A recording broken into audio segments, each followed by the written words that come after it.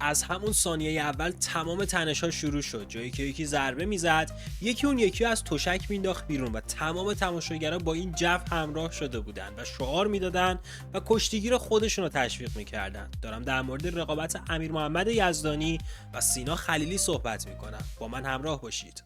درود و وقت بخیر به همه دوستان، خوش اومدید به پرشین رسلینگ نیوز. علیرضا هستم و بریم سراغ یک ویدیو جدید. امروز دو کشتی داریم، دو کشتی که یک وجه مشترک رو داشت و اون وجه مشترک هم کسی نیست جز امیر محمد یزدانی و دو کشتی که میتونم بگم که حاشیه‌های زیادی رو داشت، جایی که تماشاگرها بطری ها رو وسط زمین پرتاب کردن بابت اعتراضی که داشتن و بابت حرکتی که امیر محمد یزدانی توی اون کشتی حساسی که در آذر ماه 1404 در برابر تیم استقلال جویبار و حریفش امیر حسین حسینی داشت قرار راجع بهش صحبت کنیم و همینطور هم کشتی امیر محمد یزدانی با سینا خلیلی که اون هم آذر ماه 1403 یعنی سال گذشته برگزار شد راجع بهشون صحبت کنیم، جایی که واقعا کشتی میتونم بگم یکی از جنجالی ترین کشتی‌های چند سال اخیر داخلی بوده که خیلی راجبش صحبت میشه و دوباره اومده سر زبونها، بیشتر از گذشته داره راجبش صحبت میشه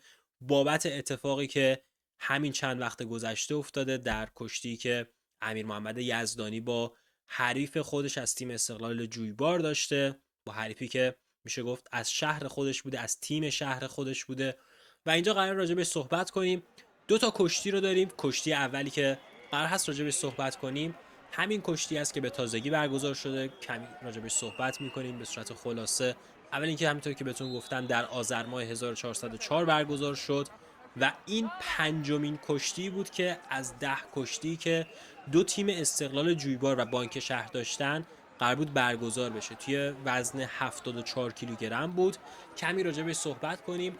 توی این وزن از تیم بانک شهر با دوبنده قرمز امیر محمد یزدانی روی تشک اومد و همینطور هم با دوبنده آبی ما امیر حسین حسینی رو داریم از تیم استقلال جویبار و وقت اول با امتیاز 2-1 تموم شد به نفع امیر حسین حسینی که اومد. امیر حسین حسینی یک زیرگیری کرد، میتونید توی تصویر ببینید و با زیرگیری که انجام داد حریف خودش رو به پل زد، بعدم خاکش کرد و تونست که حالا حریف تونست خاکش کنه و 2 امتیاز رو امیر حسین حسینی به دست آورد و 1 امتیاز هم امیر محمد یزدانی به دست آورد. سعی میکنه که صاحب کنه حریف خودش به پل میزنه. ببینید که 2 امتیاز میگیره، بو میکنه، 1 امتیاز هم یزدانی میگیره، امیر محمد یزدانی. اما بریم سراغ وقت دوم مبارزه. وقت دوم با سرعت بیشتری انجام شد و میتونم بگم که کشتیگیرا سعی کردن که حالا از یک طرف امیر حسین حسینی سعی کرد اختلاف رو بیشتر کنه، از یک طرف هم امیر محمد یزدانی سعی میکرد که بیاد حالا کشتی رو واگذار کرده رو برگردونه، امتیاز بگیره.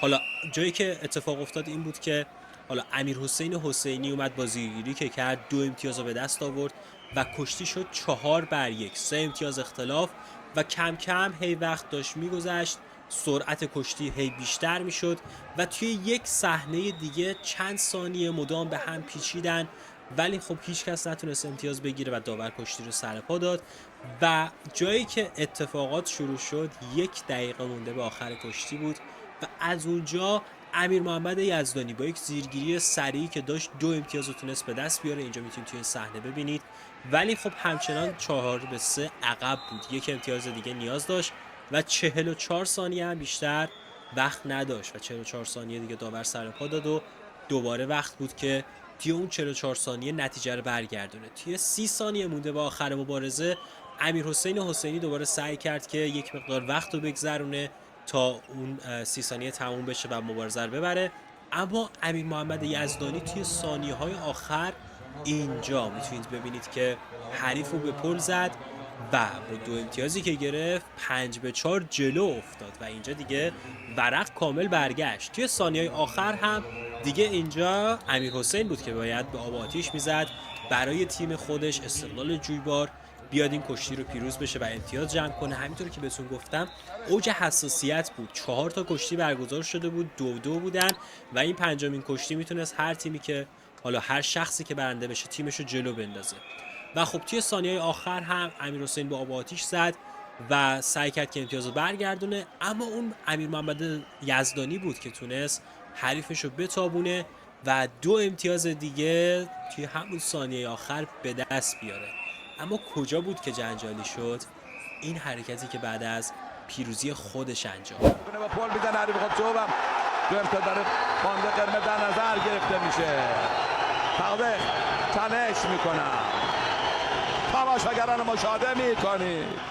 و بعد از این اتفاقا خیلی ها رو یاد کشتی همین امیر محمد یزدانی با سینا خلیلی در سال گذشته انداخت. اگر برید کامنت ها رو بخونید توی پیجای مختلف کشتی، اکثر کامنت ها که در مورد این موضوع نوشته شده همه یک نیمچه اشاره‌ای به اون مبارزه داشتن که در ادامه راجبش صحبت میکنیم. اما خب قبل از اینکه بریم سراغ اون کشتی، در مورد این حرکتی که امیر محمد یزدانی انجام داد یک مصاحبه داشته که توی اون مصاحبه فقط این بخشش رو میگه که این حرکتی رو که انجام دادم به خاطر این بود که حالا اون خوشحالی بعد از گل مسی بود و من اون رو تقلید کردم، که این بخشش بود. البته خب اون ثانیه‌ای که مبارزه تموم شد یک حرکتی رو انجام داد که میشه گفت اصل کاری اون بود که خونه تماشاگر رو به جوش آورد و نسبت بهش واکنش داشتن. اما بریم سراغ کشتی دوم. امیر محمد یزدانی از تیم بانک شهر در برابر سینا خلیلی از تیم سایپا که جنجالی بودن این کشتی یه لول بالاتر از قبلیه. بریم سراغش.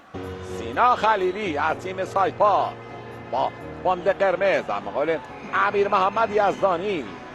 کشتی دوم، سینا خلیلی با 2 بنده قرمز و همینطور هم امیر محمد یزدانی از تیم بانک شهر با 2 بنده آبی رنگ این بار روی تشک هستن و توی همون ثانیه اولی که داور سوت مبارزه رو میزنه، سینا خلیلی با یک یورش و یک حمله سعی میکنه که با کمرگیری حریف خودش رو به پل بزنه و 4 امتیاز رو خیلی سریع به دست میاره. بعد از اون سینا خلیلی بعد از چند ثانیه بعدش یک ضربه رو میزنه. توی جریان مبارزه بوده که یک دفعه امیر محمد یزدانی اون ضربه‌ای که میزنه واقعا در جواب زد، اصلا در حدی نبود که بگیم توی جریان مبارزه بوده، واقعا اون ضربه رو زد و این هم جواب داد.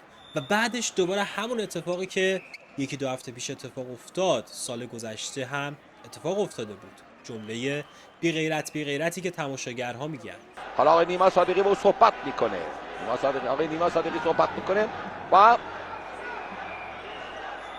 اما در ادامه مبارزه سرعت کشتی به شدت بالا بود، مدام به هم ضربه می‌زدن، بارها هر دو نفر زیرگیری کردن، ناموفق بودن.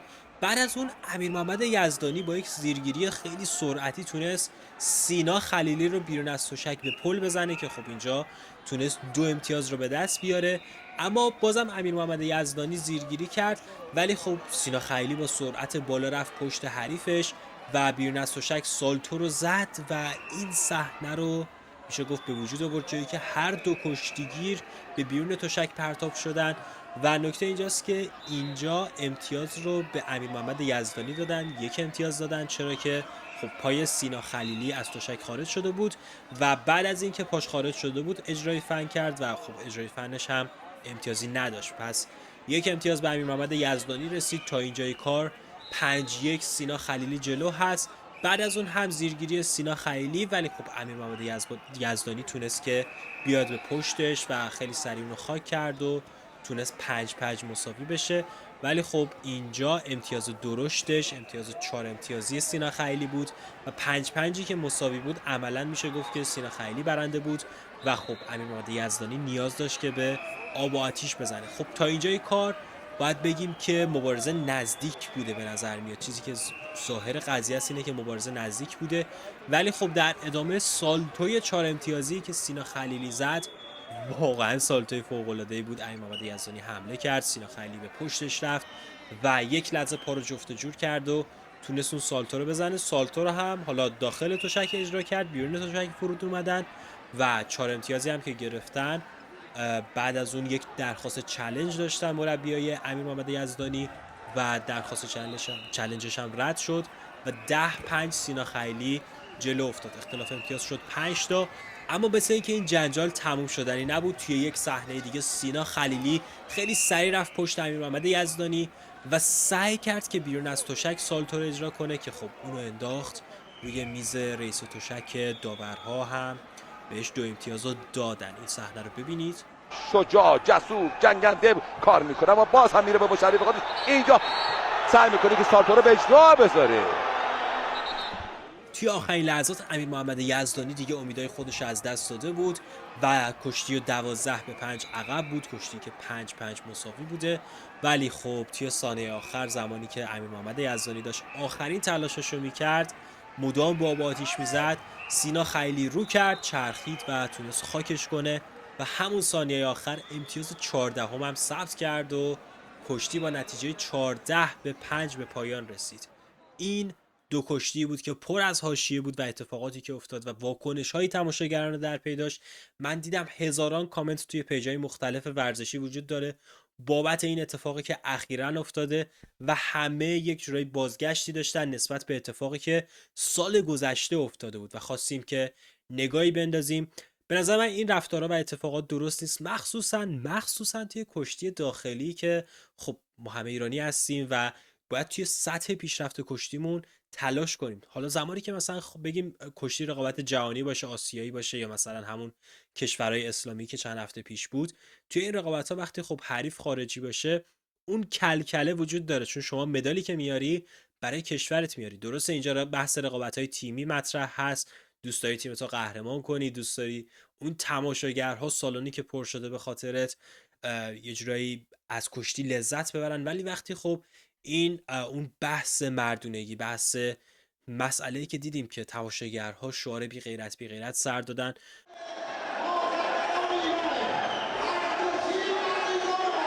بازم